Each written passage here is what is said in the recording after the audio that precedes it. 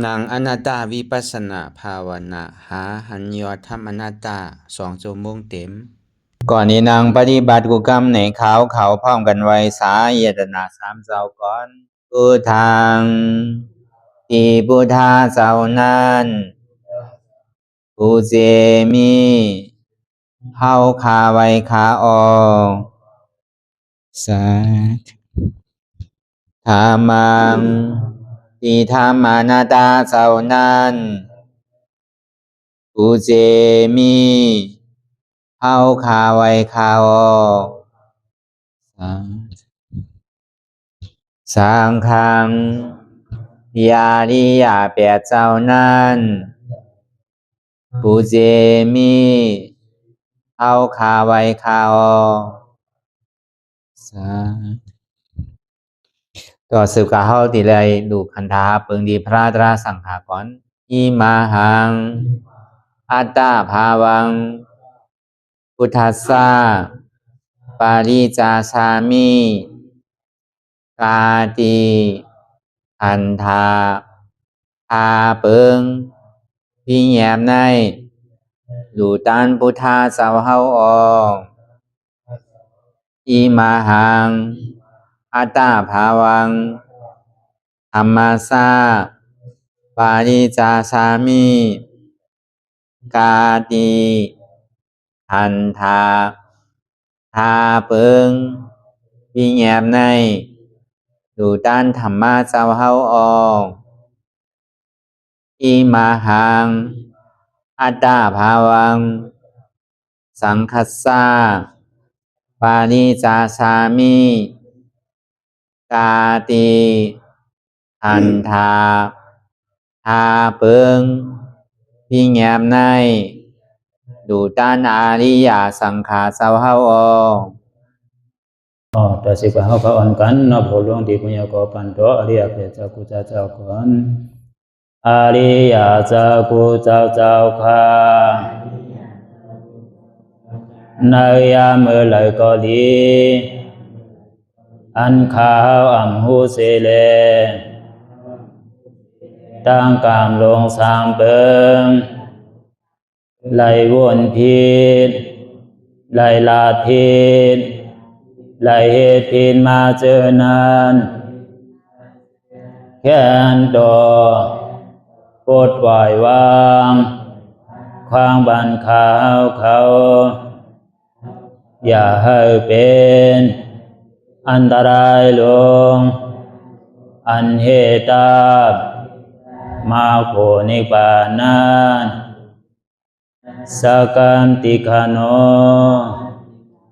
มโนกัมมังวสีกัมมังกายกัมมังแสมมุเรวนพิศลาปิตัวเอปิพิมาติอาริยะเจ้าภูเจ้าสวรรค์พ้นความเมตินเมษายนำกองการนั้นขินนิยามในจึงข้าวก็บินเสียสมมาเขาปวุนทีวิสิตาธรรมะตังโดอาริยะเจ้าเขาภูเจ้าสวรรค์พ้นความเมตินเมษายนำกองการนั้นขินนิยามในจึงสังวาเจ้าเขาภูเจ้าภูบายอกิเขาภูก็ภูโกนแสมมุเรวนพิศลาปิตัวเอปิพิมาติตนตัวสาวตั้งหลังนั่นในสังพยามโยนั่นในสังในก็ภูสังเป็นอันตรายเหตุมาผลนิปานเจ้าไหวใส่ให้ทัศนานสีภาวตระปันยาได้เป็นอันตรายให้จำมาผลนิพพานตอนนี้กว่าวันตามเมื่อตาเฮจงกันอาหันทุกข้าทุกข้าเป็นอนัตตาเยาเดียวอนัตตาตาเปอัตตาที่วิจิกิสาเกลียสานั่นเลยมดสิ่งเก่งหายกว่าในภาวะสัตว์ในอังแผงมันคือเลยห้าไหวผลยันห้าขามปุยนิพพานก็เย็นขันภัยสกรรมหลวยตาเนาะสาธุ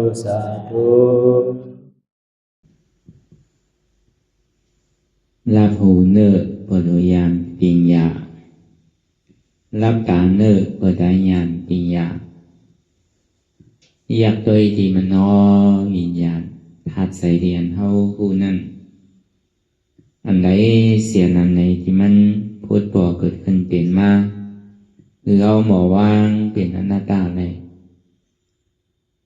อ่อนตาเฮาไปหันเจ็บไปหันทุกข์ไปป่องใส่เนื้ออนัตตาเด้อก็ด้วยดีลมถอยใส่เข้าหันตังถอยใส่เข้ายาวๆถอยใส่ออกยาวๆถอยใส่เข้าดื้อๆถอยใส่ออกดื้อๆเข้าเกิดออกตายเข้าเป็นออกลูกปองเกิดแยกตายไหนเสียว่าเขาด้วยหลอกหลาย แก่ในเฮามีญาณทั้งหันสื่อใจญาณตั้งวนสื่อใจหันสะพอที่มันนำอุปเปิงไรเอาตั้งแต่สิโกต่อไปทีไหน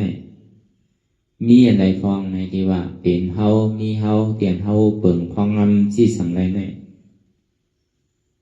ต้องร่วมโดยใส่เขาออกเขาเย่าออกกลมไรออกเย่าเขาไรปองเย่าเวียกลมไรเวียเบี้ยมปองขึ้นในกลมไรเขาเย่าในมันออกก็ตายออกเย่าในมันเขาขึ้นก็ตายพอตายเอาก็เกิดเย่าก็ตายหรือเสียเกิดตายในมีอะไรแห้งอันเฮาวนทัดสาง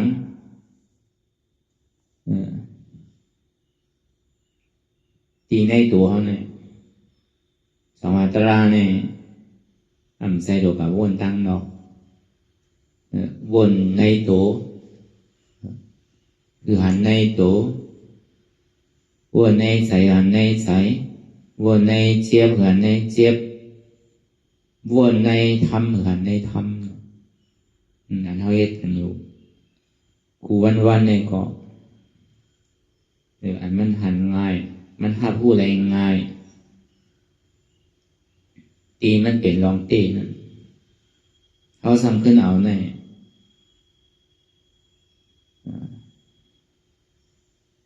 วนเป็นตารางสองอันเขาอยากโดยในเพราะเดี๋ยวเอาความปีเงียบว่าเนี่ยอันเขาอยากโดยตีโตอันเขาอยู่มาเป็นโต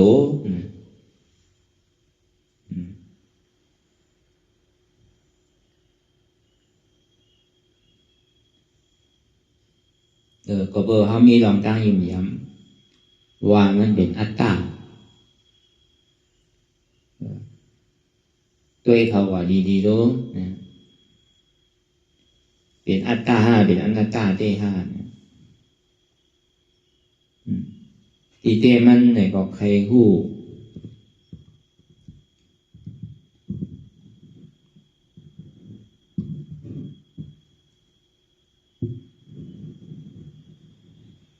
ใครเขาหู้ว่า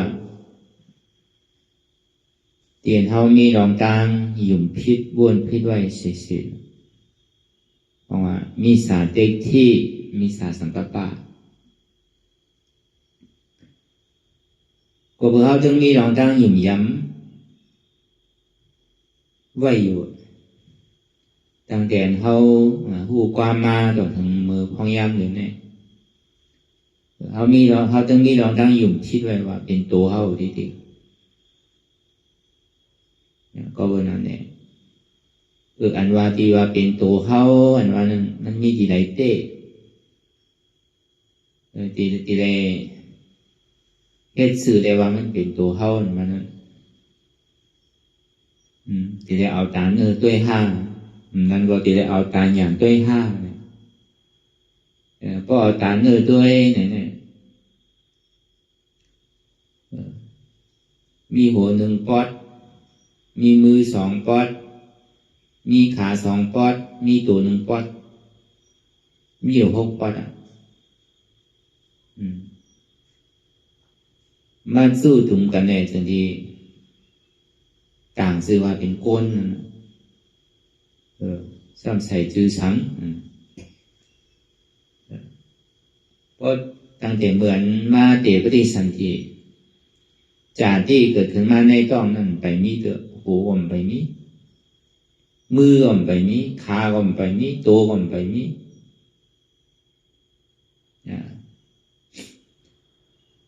มันเป็นน้ำยาที่อุตุของปอเอเมมาตุ้มเตื้อยากันนี้เอาเนี่ยมันจะมีพูดปอกเกิดขึ้นเป็นมาแล้วก็เวอร์สังวรโหมาหน่ะเนี่ยก็เวอร์อวิชชาก็เบิร์นเขามีรองตั้งหยุ่มชิดไว้มือเดียวเนี่ยมือปนมาของมันก็มีรองตั้งหยุ่มชิดไว้เนี่ยก็เบิร์มันมีรองตั้งหยุ่มชิดเนี่ยนะเพราะอาวิจาหยุ่มชิดก็เบิร์ทำมีมหันทำใส่หมูก็เบิร์ มีรองตั้งอยู่พิษอาวิชชาซึ่งที่เกิด ก็บ่มีอวิชชาเนี่ยจะนี้มีสังขารสังขารเนี่ยก็บ่เฮาขันพี่ยาวเนี่ยผู้ว่ามันถึงดีแหลกหลายภาวะนั่นมันถึงดีมีดองตั้งแหลกหลายค่ายดีเมื่อเฮาหยุ่มมื้อเดียวเนี่ยเหตุอาจ้องที่เฮาหยุ่มมื้อเดียวเนี่ยผลอาโจเนี่ยมันดีค่ายกว่าตั้งนานก็บ่มีเหตุทางอาจ้องเนี่ยถึงดีมีผลอาโจนั่นน่ะเหตุทางอาจ้องเนี่ยก็บ่เฮามีดองตั้งวิจารตรงนั้นแหละมันถึงดีเป็นสังขารสังขารเตี่ยมันแยกลายภาวะเพราะว่าสังขารเพราะว่าแยกลายมาเหมือนหนังภาวะมาเตปฏิสันติในตองเมนี่ก็มันค่ายมาอยู่เป็นก้นนั่นนะเพราะดีว่าก็เบอร์มีรองตั้งหันพิษเพราะกรรมมานี่มีก็เกิดหันก่อนเดินท่าว่าหันก่อนเดินแล้วก็มาเตปฏิสันติก็เบอร์อวิชชาจะได้เป็นสังขาระย้อนมาสังขาระเนี่ยจะได้เป็นวิญญาณก็ว่ามาเตปฏิสันติในต้องแก้วนี่ก็ท้องว่าจับต้องไกวอยู่หึงมา1 เดือน2 เดือน3 เดือนมาเนี่ยโต้งมาเหมือนมันมาเตะที่สันติวตึกเรียกว่านั้นตึกนี่อาสาสายใจไว้ไปพูดเตอมือก่อนไปออกเตอตีนก่อนไปออกเตอมันต้องคดข่อยไว้เหมือนหนังเหมือนหนังตัวอีหกมันน่ะลูกเขตลูกครบฉะนั้นมันเหมือนนั้นมันไปนี่มันไปพูดจ้าว่ามีหูเตอมันไปพูดว่ามีตีนมีขาเตอหรือเขาว่าก็เดี๋ยวเงาเตะปฏิสันติมาเนี่ยก็มั่นใจว่าเกิดมาแล้วมันมาเตะปฏิสันติได้มีหัวมีมือมีขาย่อมใจแต่โจมันดีมาเป็นหัวเป็นมือเป็นขานั่นจังว่าก็เบอร์มีวิญญาณมีใจเท่านั้นมีใจตรงไว้ในตองเอามีวิญญาณมาเตะปฏิสันติเอาย้อนตัวมีวิญญาณถึงเป็นถึงมา3 เดือน4 เดือนมาเนี่ยก็ก่อยมีหัวพุดมามีมือพุดมามีขาพุดมาต่อถึง36 เดือน7 เดือนอย่างมาเนี่ยเป็นการกดท่าตัวเองเนี่ยจะนี่พูดว่าเป็นตัวผู้ตัวแม่อันนั้นมันจะที่เกิดนามยุคก็เบอร์มีวิญญาณจะที่มีนามยุคก็ได้มียุคมีนามเนี่ย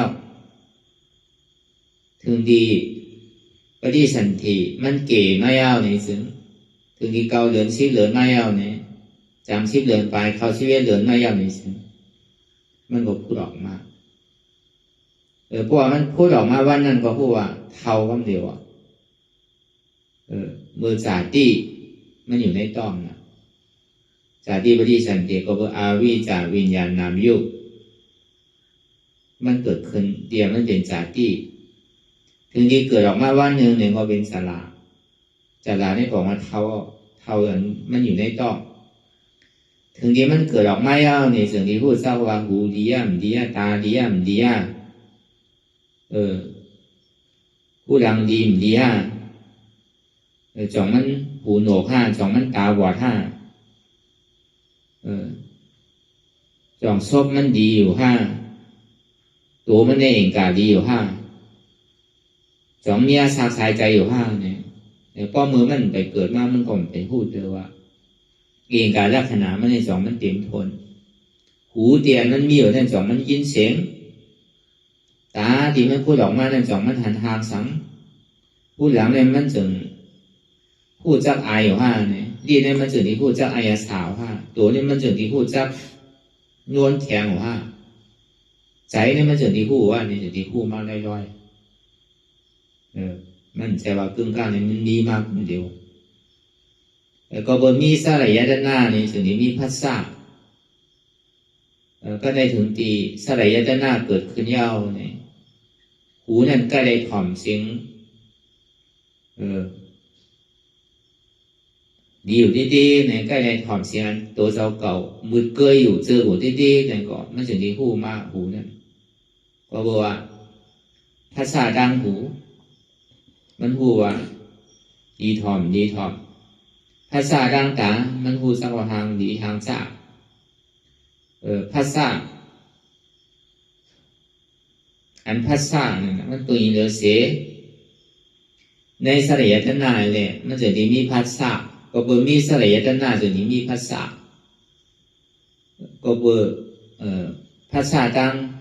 หูภาษาดังตาภาษาดังหูหลังภาษาดังดิน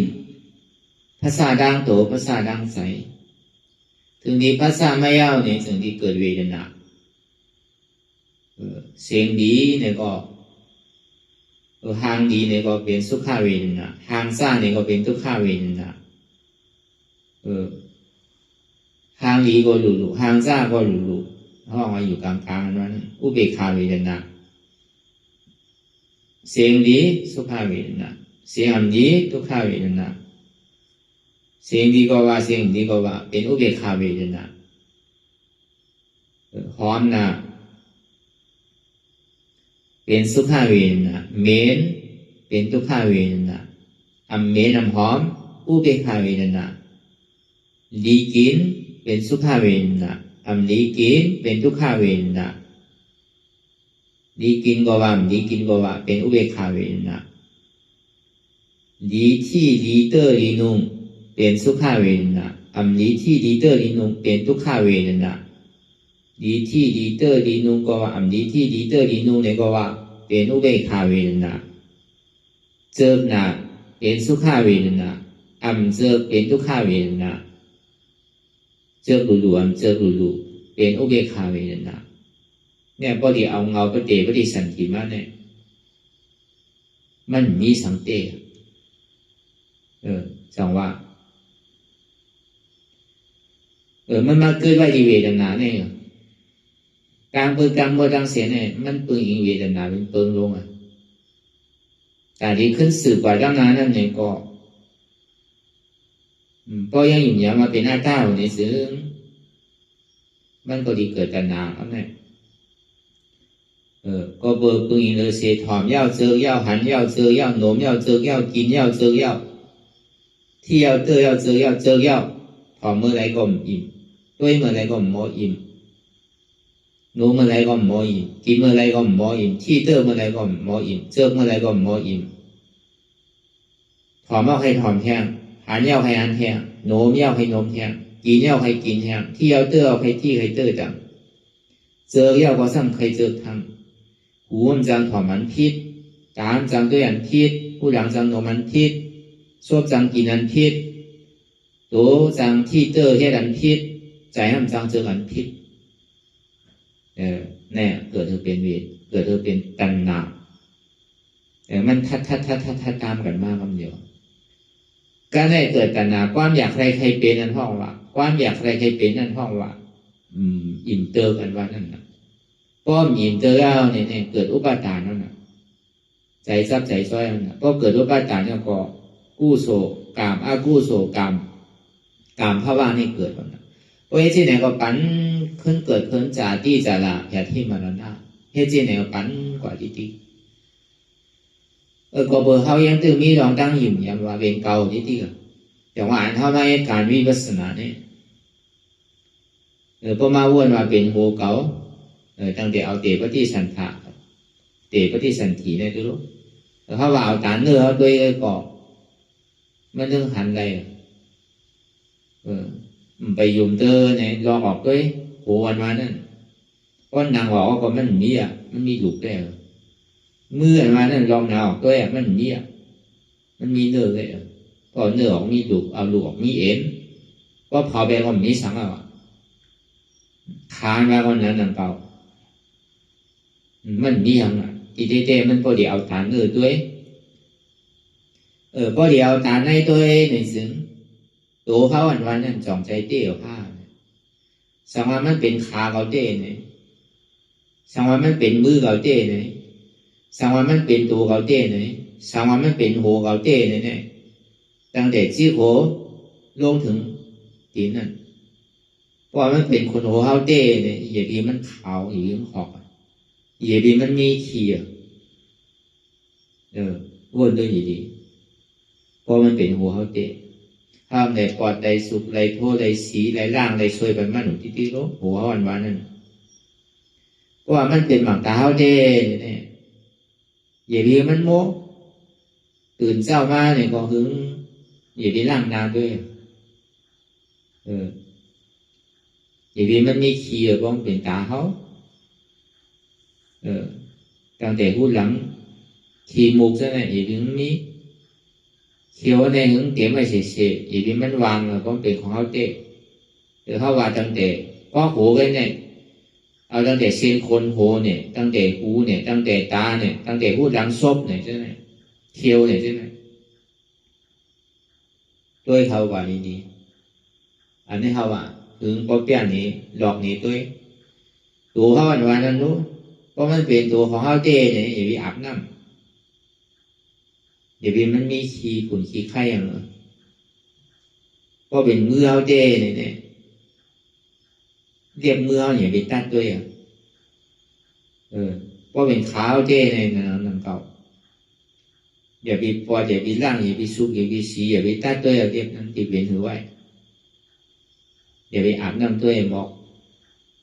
วง2 วงเดิน2 เดินด้วยเขาว่าเพราะว่าเลยลองรูปธรรมเนี่ยว่าเลยลองอันที่มันหันเต้เนี่ยมันก็ถึงว่ามันใจของเขานั่นตัวอันนี้เขาสักเลี้ยงลองอัน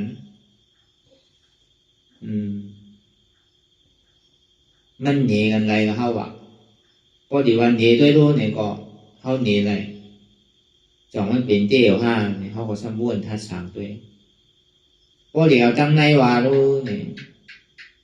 ยพอมันเจ็บมันปวดมันขึ้นมันเมื่อยมากเนี่ยเขาว่าพอมันเจ็บขาเนี่ยอัตตาสมาเป็นขาลูกเป็นหัวเป็นมือเป็นขาเป็นโตอัตตาเนี่ยอันนี้เขาว่าก็กลายไปลองโตไปสมัยมันเป็นหัวเกาเต้อย่าไปถือมันเจ็บมันปวดสมัยมันเป็นมือเกาเต้อย่าไปมันปวดมันขึ้นสมัยมันเป็นขาเกาเต้อย่าไปมันเจ็บมันแกน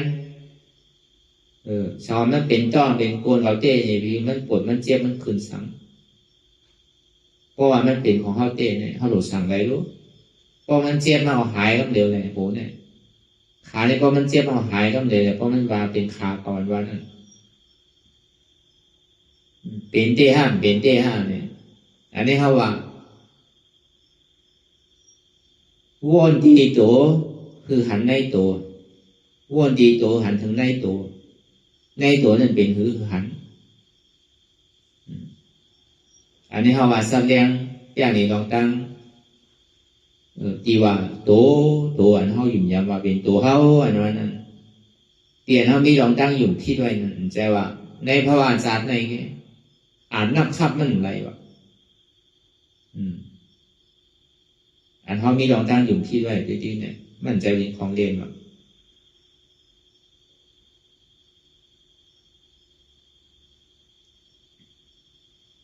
เพราะว่ามันเป็นขาเก่าเขาหลุดสั่งไรก็เพื่อเขาว่าเป็นขาเขารู้สั่งให้มันกึดอย่างนี้มันเจ็บมันก้นอย่าง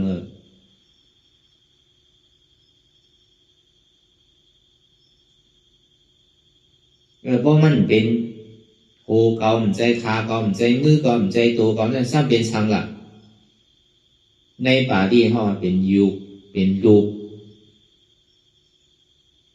ในสภาวะอายุนั้นเป็นหือ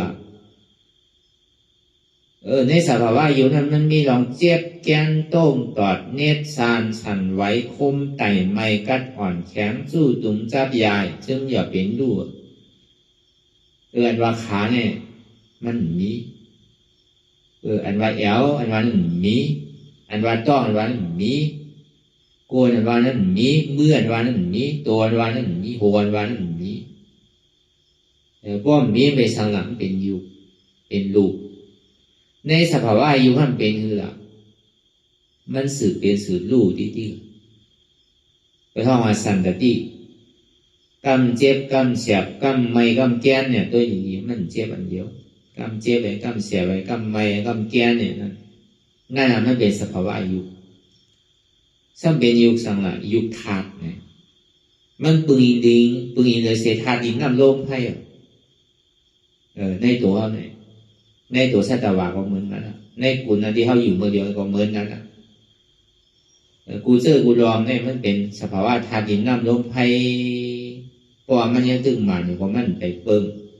เพราะเมื่อไรมันหมันมาเนี่ยธาตุลมหมันห้าธาตุไฟหมันห้าธาตุดินหมันห้าธาตุลมหมันห้ากับกายเลยลองธาตุดินน้ำลมให้หมันห้าใช่ไหมมันก็พูดบอกเกิดขึ้นเป็นมากจะว่าเพราะธาตุดินมันหมันมาเนี่ยว่ามันจะให้เธอเข้าล้างเข้าแข็งเพราะว่าธาตุลมมันหมันไม่เอาเนี่ยมันจะให้เธอเส้นเอ็นเส้นเลือดเข้าขาดเพราะธาตุไฟหมันมาเนี่ยมันจะให้เธอเข้ากัดป้วนไม่ป้วนเพราะว่าธาตุน้ำหมันมาเนี่ยมันจะให้เธอเข้าเป็นผีเป็นตุ่ม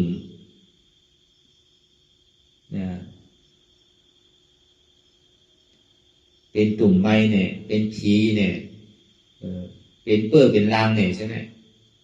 อันนี้ก็เบอร์ธาตุดินน้ำลมให้หมันเนี่ยมันเป็นจังหวะในธาตุดินน้ำลมให้เนี่ยเขาดีได้ใกล้ๆเลยตัวมันหนุนที่ควันดินมันในหาดีว่าแบบนี้มันใจว่าตัวดอกหลายๆเงี้ยพอตัวขอที่ไหนพอวันปองแจงแรงใส่เขาเอามาเป็นของเขายอมหักสภาวะธาตุดินน้ำลมให้มันเป็นสภาวะอยู่ธาตุดินมันมีรองตั้งสืบเป็นสืบลู่ที่เก่าในซึ่งรองตั้งเดียนมันมีรองตั้งสืบเป็นสืบลู่ที่นั่นเนี่ยมันเป็นสภาวะยุคธาตุรองตั้งอันดีมันมีรองตั้งสืบเป็นสืบลู่ในรองตั้งสืบเป็นสืบลู่จังว่ามันอยู่ที่เก่าที่เดียวเพราะเมื่อไรมันกึดไปแล้วก็มันเปิงเพราะธาตุน้ำลมให้มันให้เราก่อนโดดตายกันธาตุน้ำลมให้มันให้การเราก่อนแต่ว่าเมื่ออาสาใส่ใจเขาย่ำไปขาดเนี่ยมันต้องเฮ็ดอยู่ที่ธาตุน้ำลมให้เนี่ย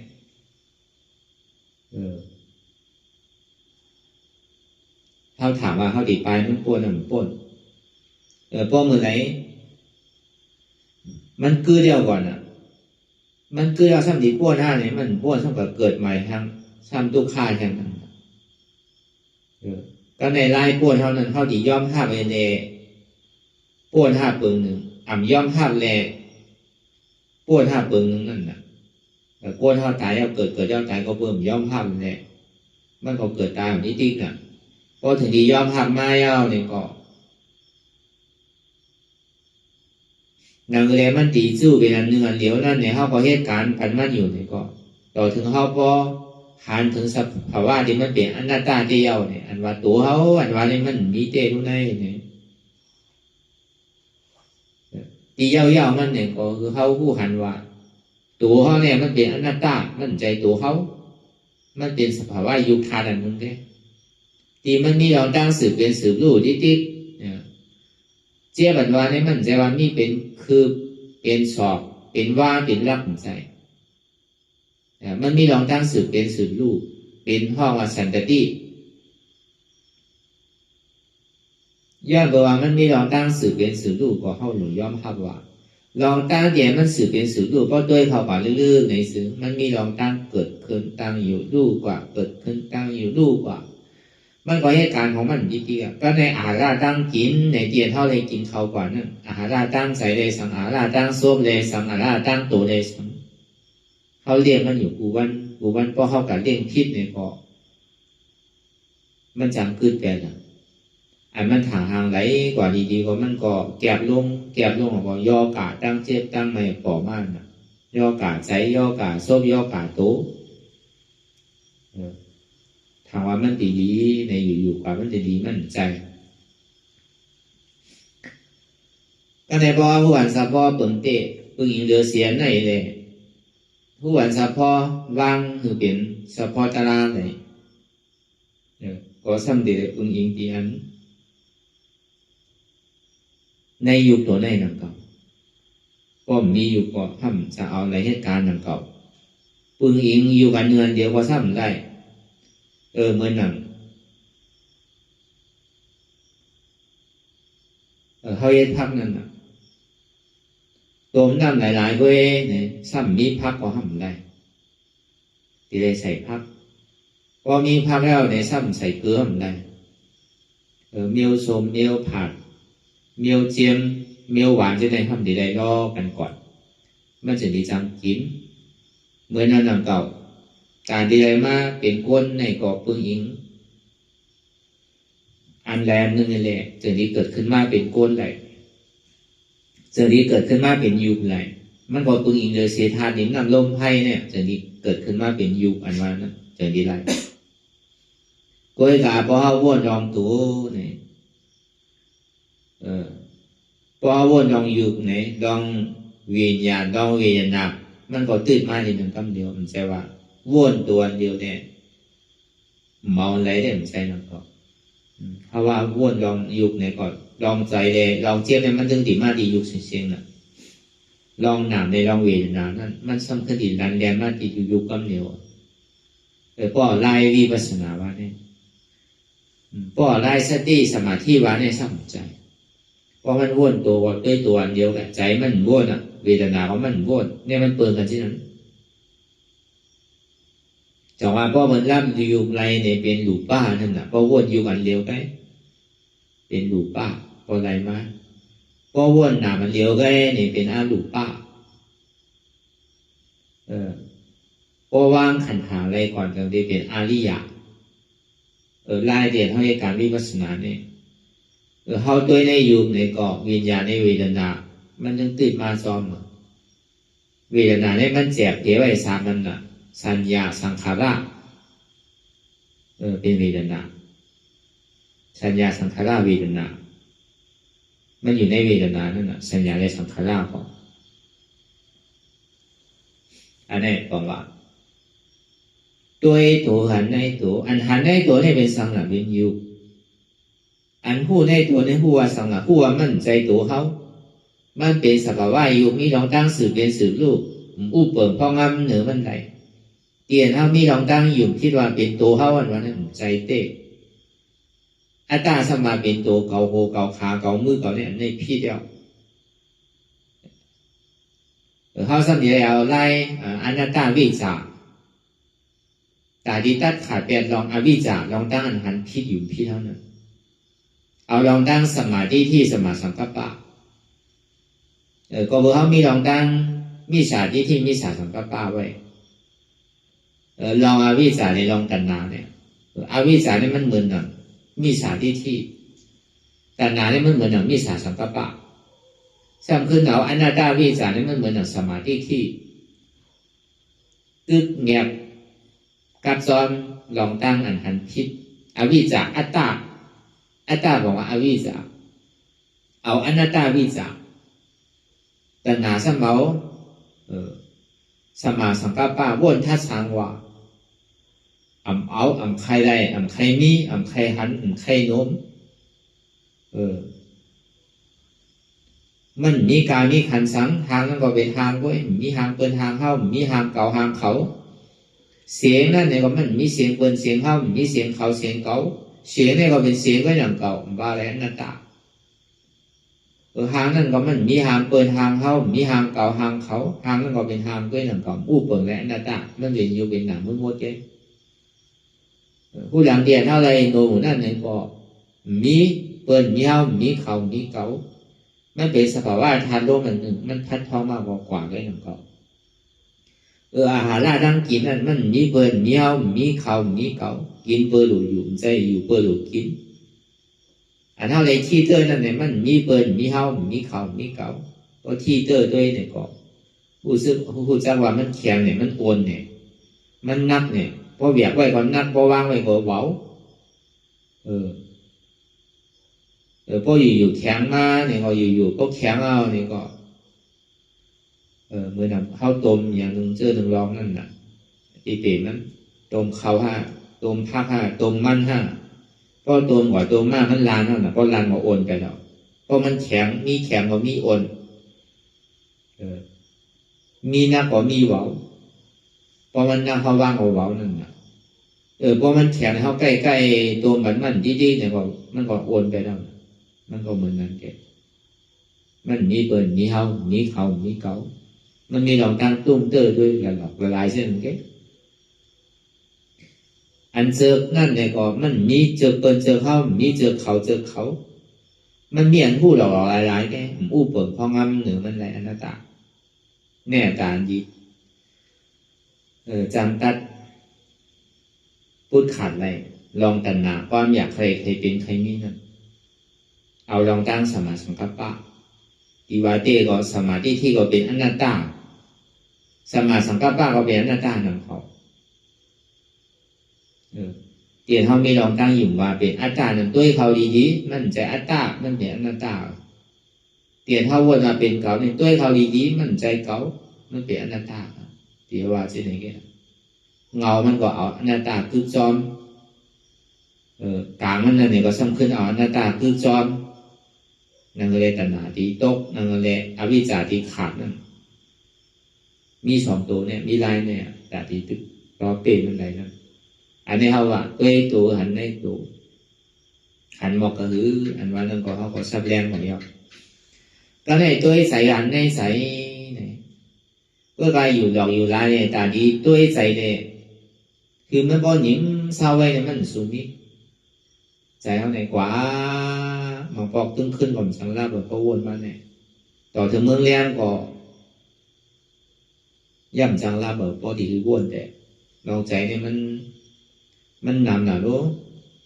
เหมือนลิงอ่ะแหวนกิ่งหนึ่งจับกิ่งหนึ่งแหวนอันหนึ่งย่อมสุดเสียงอีปอกมันใจมาวนเก๋ไงมันถึงวนนำหนาเอาลองอันเก่ามาวนกะวนมาที่กะลองเก่าการพยายามวนกะลองตั้งนะเวลาอันมันวนลองตั้งหลังเนี่ยมันสำคัญเป็นหนึ่งละกำหลังเนี่ยมันเอาลองตั้งทุกข้ามาวนเนี่ยลองตั้งหลังนั่นนะอันมันวนลองตั้งนานั่นกำหลังมันเอาลองตั้งสุขามาวนอันมันวนสังลาลาเนี่ยสองมันเย่าถ้ามันเย่าเป็นอุเบกขาไว้มันก็อันมันวนลองตั้งหลังเนี่ยมันเป็นทุกขาเวทนาอันมันวนลองตั้งนาเนี่ยมันเป็นสุขาเวทนาอันวนสังลาลาเนี่ยซึ่งเป็นอุเบกขาเวทนาไว้มันก็เพราะว่ามันปั่นอยู่เร่งมีอย่างปียาก็มันก็ซ้ำไปป้นใจเวทนาเดินนะมันดื้อเป็นใจกิเลสสามไปผู้หันกันซ้อมมันไปหมอสร้างล่างว่าใจที่มันวนอยู่พอยามเหนียวเนี่ยพอมาวนวันหนึ่งวงหนึ่งเดือนหนึ่งปีหนึ่งถึงข้าวยามหนึ่งเนี่ยใจเขาเนี่ยแรงลายกับผู้คิงเนี่ยตอน1 ชั่วโมงเนี่ยมันดีแรงลายกว่าก่อนมู่อาบน้ำขับไหลโรคใครดีก็ดีใครหายก็หายมันปอกก็ว่างเลยมันปอกก็ไม่ว่างเลยปอกก็เป็นโรคเกลียดขาเลยมันปอกก็โจมจำมันอยู่มันปอกก็ขี่จำมันอยู่เนี่ยมันยังปั่นอยู่ในเวทนาดิ๊กๆนะเพราะเมื่อไรมียานปียากังเงียบตัวเนี่ยจังหวะเขามาวนท่าสางตัวรู้เตียนเขามีลองตั้งอยู่คิดว่าเป็นใจเขาอันนั้นเป็นเตี้ยผ้าใจเขาอันนั้นเนี่ยเขามีลองตั้งอยู่คิดว่าเป็นใจเขาเป็นใจเขาเพราะมันเป็นใจเขาเนี่ยที่อย่างมันสักกว่าวนลองดีที่ละสักกว่าวนลองตั้งทุกข้าที่แก่ละลองอันดีแค่เดิมมันเชื่อใจเนี่ยมันก็ไม่วนละที่อย่างมันทิ้งไปละเพราะมันเปลี่ยนใจเขาเตี้ยเนี่ยก็เขาว่าก็ดีเนี่ยนำเนี่ยตัวมันเนี่ยเขาก็ซ้ำขึ้นด้วยใจเขาด้วยจอมมันเป็นนันเตี้ยผ้า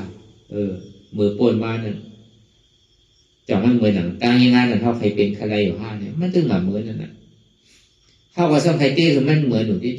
เขาซ้ำถามว่าเป็นใจเขาที่นั่นน่ะอันนี้เขาว่าสังวามันหนีดังเปิดลอกมันก็ยังหนีอะไรเหมือนหนังเขาหนีมากเนี่ยพอเดียวตั้งในวารู้เนี่ยพอเดียวกลางว่าฐานเขาดีผู้ลองตั้งในที่เนี่ยเขาหลวมมีอย่างปิญญาผู้กลางตั้งก่อนอันมันวนลองตั้งหลังนั่น มันเปิงเหมือนหนังก้นตายเดี๋ยวเท่าไก่ห่อไก่สอนมันกูวันเนี่ยใจหรือวนด้วยดีตั้งหลังเนี่ยมันเมาขึ้นแล้วนะเมื่อกลางไงเศร้าเลยสั่งเมื่อว่าเลยสั่งใช่ไหมสองมันเอาขึ้นไหลวนด้วยดีมันดึงเอาขึ้นไหลนั่นนะก็เมาขึ้นไหลก็เหมือนก้นตายไงนะมันมีอาโจสั่งเนาะอันนี้มันเป็นอย่างเนาะเพราะเขาหมอวนทัดสั่งใช่ไหมอันมันวนลองตานานะเนี่ยมันเหมือนหนังก้นนอนรับด้วยนะเมื่อพุงมาจ่องตีล่ามเลยเนี่ยตีเป็นถือว่ามันพุงนั่นมันดีการป้วนห้าจิตไม่ป้วนห้าย่ำพูดเจอมันดีเป็นถือว่าพุงมาเลยห้าย่ำล่ามเลยนะเมื่อพุงนั่นดีเป็นถือวนก็เลยกาวนเงี้ยเมื่อพุงนั่นตอนนั้นมันยังตื้ออยู่เมื่อไหร่เพราะวนลองมือพุงมือเฮือนะวนลองวงนาเรือนนาปีน้าวนะ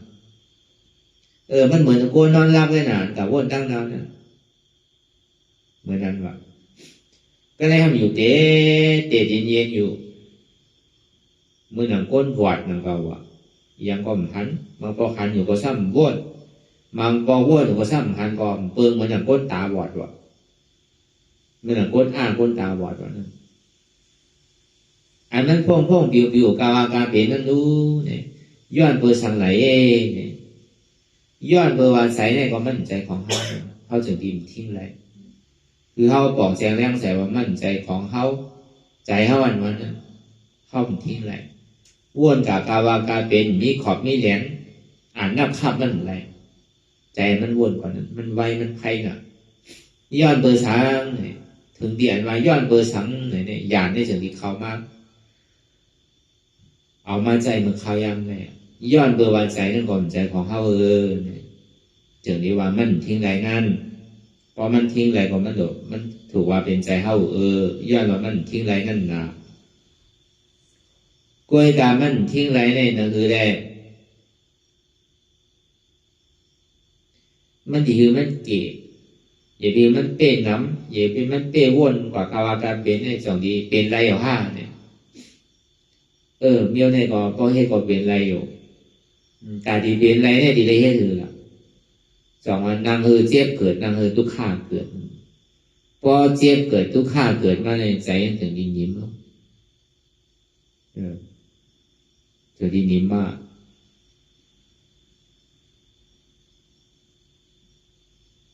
เดี๋ยวก็การคือมันผิวได้มันถึงเป็นไรก็การที่คือมันนำแลเก๋ได้ซ้ำเป็นอันหนึ่งอันเดียวมาได้ก่อมันก็มีไรเห็นมันหนึ่งจังหวะเจ้าพอมีไหลก็ใจเขาจะมีดินดานอันว่านั้นมันดีจู้ไรนั่นก็ในกำเนิดสุดมาเนี่ยก็พอมันใจเขาเนี่ยสัมผัสเขานั่นเนี่ยตัวใจหันได้ใจอันว่านั้นเปิดท่อมันเป็นนามธาตุนามธาตุสัมเป็นหือสมมติมันมีขอถามซึ่ง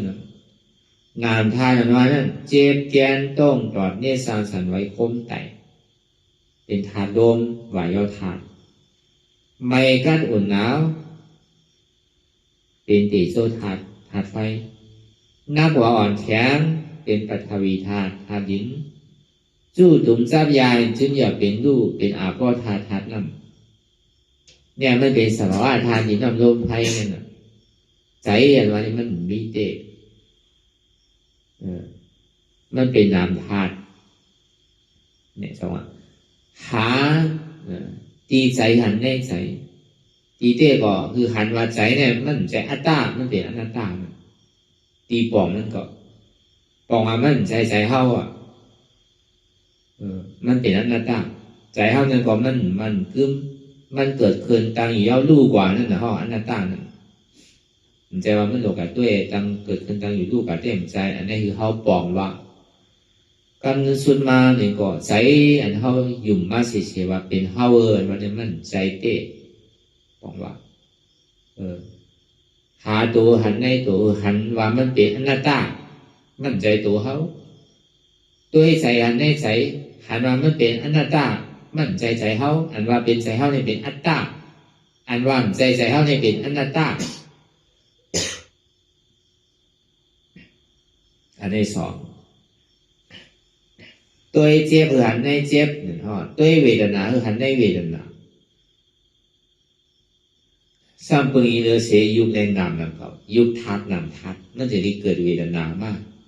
อำใจว่ายุคทัดนำทัดเนี่ยมันมีการทุกข์เดียวกันใจบางบอกก็สุขาก็มีอ่ะห้องว่าสุขาเวทนาบางบอกก็เป็นทุกขเวทนาบางบอกก็เป็นอุเบกขาเวทนามันจะได้เกิดขึ้นเป็นเวทนาทัดอันว่าเป็นเจ็บเขาอันว่านี้มันมีเก่าเจ็บอันว่านี้มันมีมันเป็นเวทนาธาตุเองสุขาเวทนานั่นทำเป็นคือหลักอันเว้าอันโอนอันยายอันหยอดอันดูอันเว้าอันเป่าซะนั่นนั่นเป็นสุขาเวทนาอันมันเจ็บมันแกนมันแสบมันไหมมันห้อนปวดมันกัดปนนักหนักแข็งหนักจับจึงเป็นอยู่เช่นไรเป็นทุกขเวทนาอันนี้สภาวะเจ็บแกนต้องดอนได้สานสั่นไหวโค้งไต่ไม่กัดอ่อนแข็งสู้ถุงจับยายจึงหยอดเป็นดูเช่นนั้นซ้ำเป็น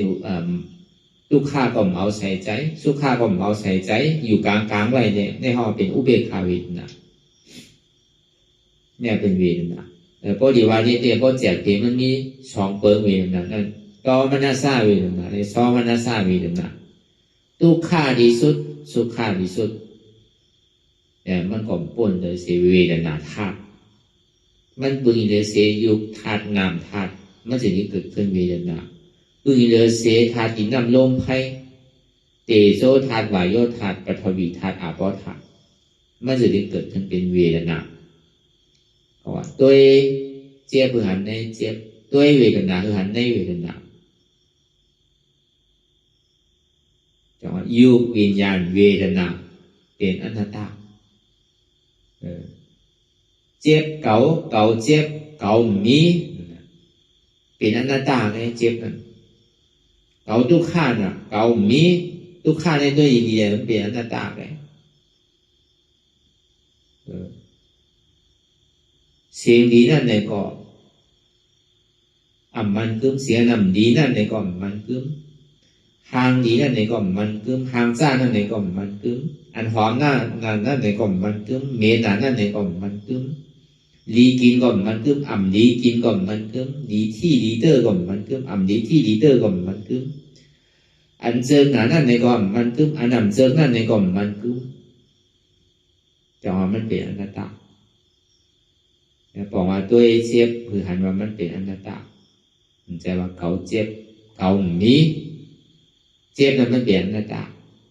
เขาทุกข้าน่ะเขามีทุกข้านี่มันเป็นอนัตตานี่เขาว่าตัวในเจ็บคือหันในเจ็บตัวเวทนาคือหันในเวทนาตัวธรรมะคือหันในธรรมะตัวธรรมคือหันในธรรมตัวธรรมคือหันในธรรมในเวทนาแต่พอที่เอาตั้งนอกมันว่าเต้นี่ก็กูเจอกูลองเนี่ยมันเป็นอนัตตามันเป็นสภาวะบากลางค่ำบากลางเศร้าบาเข้ากันบาเข้าป่นบาเข้าใหม่1 วันป่นกว่าเรียกว่าป่นกว่าเที่ยงตั้งหลังป่นมาเป็นอติกาละเมื่อพองยามเดียวเป็นปัสสุวัตตั้งนามาเป็นอนาคาในดองตั้งซึ่งนั้นในก็มันก็เรียกว่านี้น้ำนี้ตัวเหมือนเขาตึกเรียกอ่อนๆเมื่ออยู่ในดองในห้องเกิดคืนเหมือนออกมาในห้องตั้งอยู่พอปล่อยเท่าอาสังน้ำมาเนี่ยก็สามปอดีตายมันก็ลูกกว่าเกิดขึ้นห้องอาจารย์ที่ตั้งอยู่ห้องไวใหญ่มาถึงจาราแผดที่มรณะห้องว่าเกิดคืนตั้งอยู่ลูกกว่าในห้องมรณะลูกกว่าเนี่ยพอเดี๋ยวเอาลองตั้งการโกนเขาว่าในสังป่อวันหนึ่งวันในสังในเกาะกลางในเจ้ามาในเมืองตาวันหนึ่งมันก็ค่อยพูดนาเมืองก็ค่อยโยกไม่เอาในเกาะตาวันนี้ก็ค่อยพูดออกมา เกิดขึ้นเนี่ยอันไหนขึ้นต่อถึงเตียงวันตั้งอยู่พอวันมาเนี่ยไปใช่ต่อถึงเมื่อเดียวโตกว่าเกิดขึ้นตั้งอยู่ย่อลูกกว่าเนี่ยไม่เป็นสภาวะตราเสียงเขาว่าก็เดี๋ยวตนไม่อันที่เขาอยู่เขาเศร้าเป็นวัดว่าผาเสือนางลินแผ่นลิ้นน้ำลินหินผาในสภาวะบิงทุ่งดังมัวดังเสียงเนี่ยมันจึงมีหลองตั้งเกิดขึ้นตั้งอยู่ลูกกว่าเสียงเหมือนเขาดีแค่ตีสร้างในก็เหมือนเขาตื้อแค่ตื้อสร้างในมันเกิดอะไรเพราะว่ามันยาวไปมันตั้งอยู่ไว้ยาวเดี๋ยวว่ามันดีอยู่ถึง5 เจียวกว่า5นานกว่าขนาดนั้นนะเพื่อกับผู้ว่ามันดีตั้งอยู่ยาวเงือมาแดดผ่องลมท้องมาเกยเก่าเสาว่ามองกว่าการบ่ยาวเนี่ยก็ไปลูกกว่ามันเป็นสิ่งนั้นนะว่าต้นไม้ต้นตอกว่าน้ำลินหินผาเหมือนต้นไม้ในฮาวะไม่ดีอยู่ในโมกาหือบางต้นก็40บางต้นก็ปากปีเวลาเมื่อมันเกิดขึ้นมาเล็กๆกันน่ะก็ใหญ่ขึ้นพอมันใหญ่สุดปักสุดเปลือกมันยาวนี่ก็มันถึงหิงคายายามันหลุดสุดยาวนี่ก็หมดปกมองแมงมันโผล่มันปังมาเป็นก้อนเป็นแกนซะอยู่ก็กวนแปดในสังกวนเหมือนอย่างตามสภาวะ5นั้นก็เปิดมันตั้งแต่กวน5นี่ก็แต่มันก็มีเราอันจ้องอันโจมมัวเสียงๆนะครับด้วยกันมันดึงป้วนเดือเสียลองตั้งเกิดขึ้นตั้งอยู่แล้วลูกกว่าในสัจจราตั้งมัวตั้งเสียงก็มันมีลองตั้งเกิดขึ้นตั้งอยู่แล้วลูกกว่าในอาเปสีภูมิเนี่ยก็มันก็เหมือนนั้นอ่ะเกิดขึ้นตั้งอยู่แล้วลูกกว่าเมืองโคงกลางเขาก็เหมือนนั้นอ่ะเกิดขึ้นตั้งอยู่แล้วลูกกว่าเมืองผีโคเนี่ยก็เหมือนนั้นอ่ะเกิดขึ้นตั้งอยู่แล้วลูกกว่าเมืองสามนั่นเนี่ยก็เกิดขึ้นตั้งอยู่แล้วลูกกว่าอันที่อันนำเกิดตั้งลู่นั่นเนี่ยมีดีไรเนี่ยนี่ปานเนี่ยมีอนิจจามีทุกข์มีอนัตตานี่ปานเนี่ยเป็นนิจจานี่ปานเนี่ยเป็นสันติสุขะนี่ปานเนี่ยเป็นอมตะธาตุป้อนไปพอจอดถึงที่นี่ปานเนี่ยก็เกิดขึ้นตั้งอยู่แล้วลูกกันเสียมาป้อนเมื่อไรเขาย้อมภาพมันไรเนี่ยก็มันจะมีหมอป้วนมันไรก็อันห้องป้วนในห้องย้อมภาพมันเด่นป้วนนะดีเต้มันคือเขาบ่หาหันถึงเปลี่ยนหน้าตามันนึงเขาตีว่าลองทำเนี่ยก็โดยทำเหมือนได้ทำป้อเดียวหูจู่หัวมัวเสียงตีเย่าทำเหมือนวันนั้นซ้ำเป็นอะไรล่ะโดยทำหรือก็หันในทำมีก็หันเนี่ยมันไม่ยาวเดียวทำใจก็หู้เนี่ยมันมีอันหันในอันหู้ก็ได้ทำมีหันสังหันเจ็บทำใจหู้สังหู้เจ็บเป็นอนัตตาทำมีหันสังหันทุกข์ทำใจหู้สังหู้ว่าทุกข์เป็นอนัตตาทำมีหันสังหันเจ็บแกนต้องตอดเนตรสานสันไว้คมไต่ไม่กระดอนแข็งสู้ตุ่มจับยายจึงอย่าเป็นลูกทำใจหู้เจ็บแกนต้องตอดเนตรสานสันไว้คมไต่ไม่กระดอนแข็งสู้ตุ่มจับยายจึงอย่าได้เป็นอนัตตาทำมีหันว่าใจหูเก๋าใจขาเก๋าใจมือเก๋าใจตัวเก๋าใจเก๋าใจเจ็บเก๋ามันเป็นอนัตตานี่มันหูจู่ผมมัวเสียงอ่ะพอเอาหูง่ายๆมันว่านำในเกาะมันเด่นแหลมมาดีตัวก็ใจตัวเก๋าอนัตตา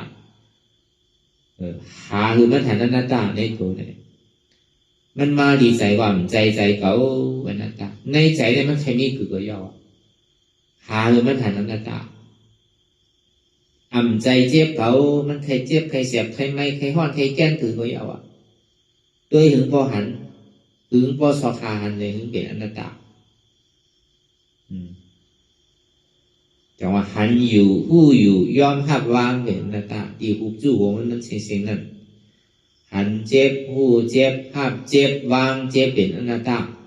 หันทุกข้าหู้ทุกข้าหับทุกข้าวางทุกข้าเป็นอนัตตา nên có haoวนยาวเขายำหึงอย่าไปว่าไพ่อย่าไปว่าเทิงเตียนเฮาหันเตียนเฮาวนเตียนเฮาวนเตียนเฮาหันนั่นหึงพอเพียงเป็นกันวนต่อถึงเสียนั่นพอสุดวนต่อถึงทุกข้าพอสุดถ้าต่อถึงอาตาพอโตพุทธขาดกว่าอะไรที่มันพุทธปอเกิดขึ้นเป็นมานั่นคือเฮาพอหมอวนวางแจบตัดเป็นอนัตตาไหล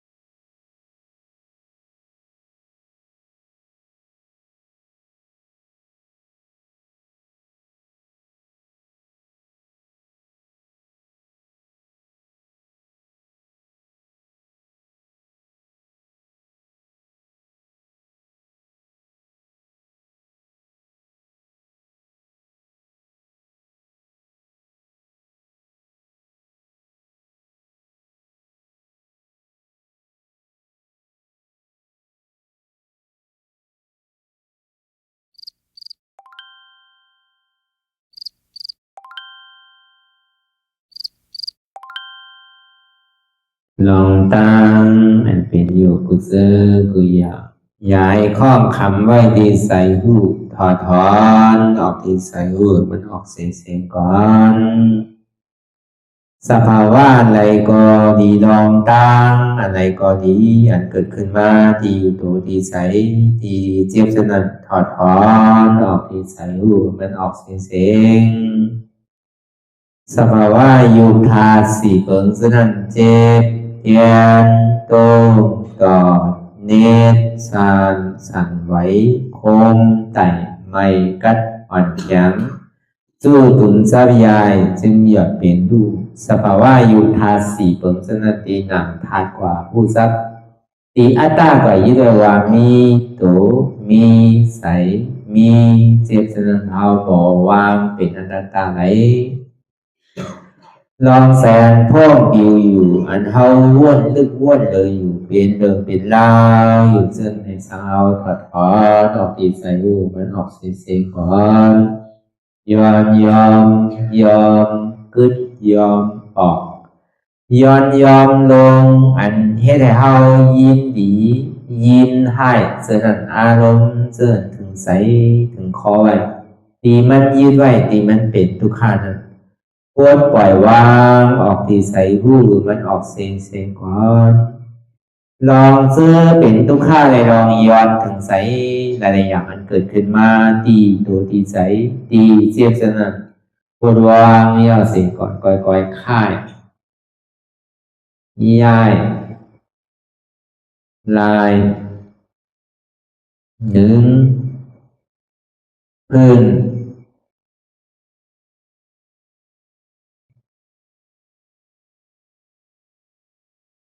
พยายามไหนก่อยเปิดตามืนตาลอยได้เป็นการปฏิบัติธรรมโคตรอายธรรมอันเกิดขึ้นที่โตที่ใสที่เจ็บอันนั้นโคนหาเหตุหาเงาพระจองทุกขันนั้นต่อสิ่งการในเฮาที่ได้ส่งเมตตาถึงวิเนยสัตวะทั้งหมดทั้งสิ้นก่อนอิดาเมปุญญังอาสวะคายังนิบานังวาหอตุ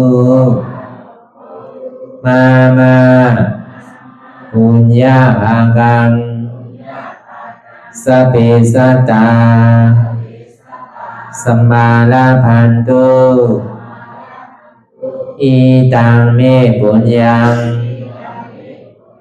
อันเฮาคาไลมาตือกรรมปฏิบัติ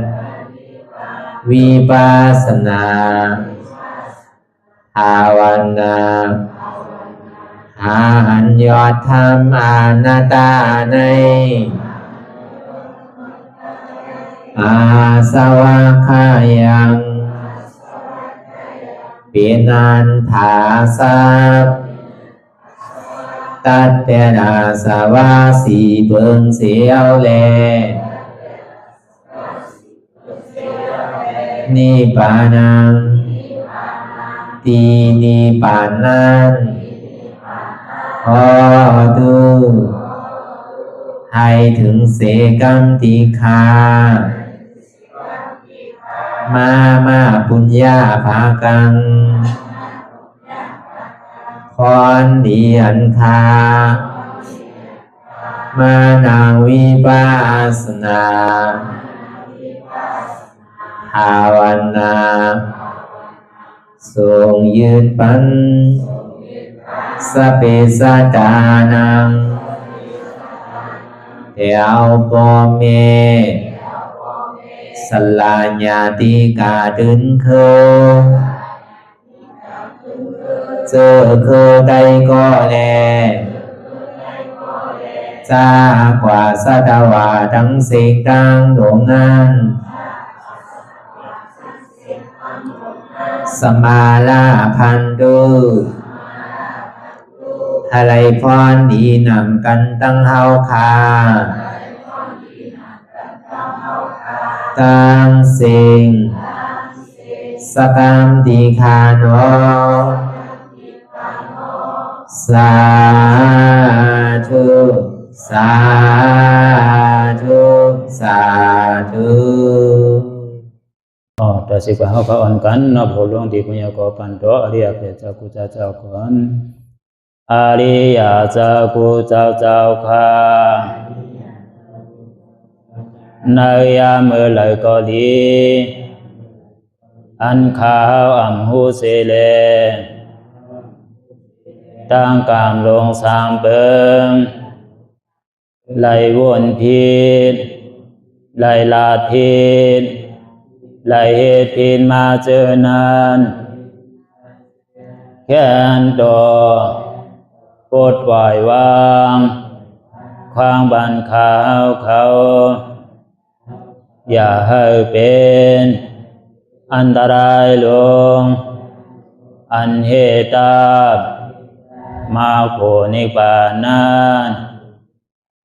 สกัมติคาโนมโนกัมมังวสีกัมมังกายกัมมังแสมมุเรวนพิศลาปิตัวพิมาติอาริยะเจ้าภูเจ้าสวรรค์พ้นความไม่ถินไม่ใช่นำกองการนั้นขินนิยามในจึงข้าวก็เป็นเสียสมมาเขาปวุนทีวิสิตาธรรมะตังโดอาริยะเจ้าเขาภูเจ้าสวรรค์พ้นความไม่ถินไม่ใช่นำกองการนั้นขินนิยามในจึง